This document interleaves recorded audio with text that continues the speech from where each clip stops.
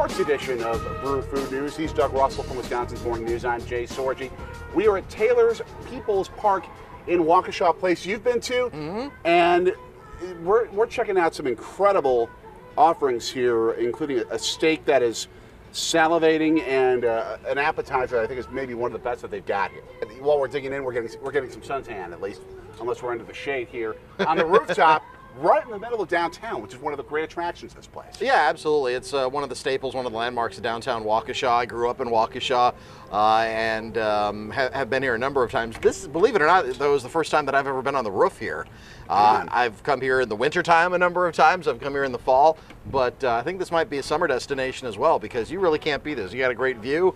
You've got the library off that way, and you've got old downtown right over my shoulder as well. So you couldn't ask for a nicer setting.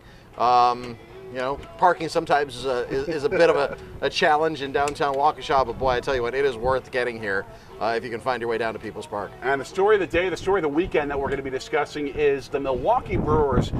I think we're pretty much at a crossroads moment right now, as they have a 3-game series at home against the Chicago Cubs at Miller Park. And this series may define their year after what has been one of the worst outings I can remember for any Brewers team ever against the Washington Nationals. Home run after home run after home run. You missed one. Is this truly? You missed one. Oh, okay. 5 home runs in 1 inning. Just an exploding total.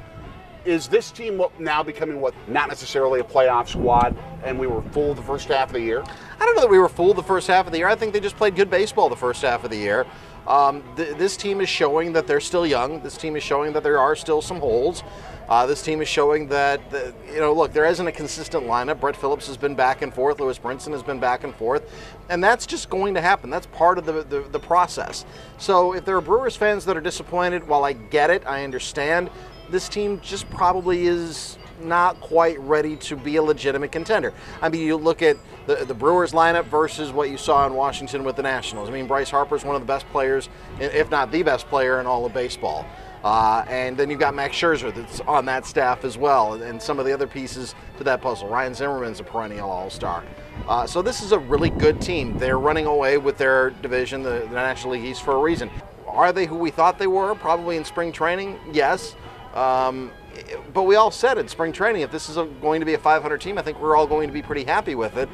But the Cubs played terrible baseball in the first half of the season. I still think that they were maybe a little bit drunk from the first half of the season-long victory lap that they were on.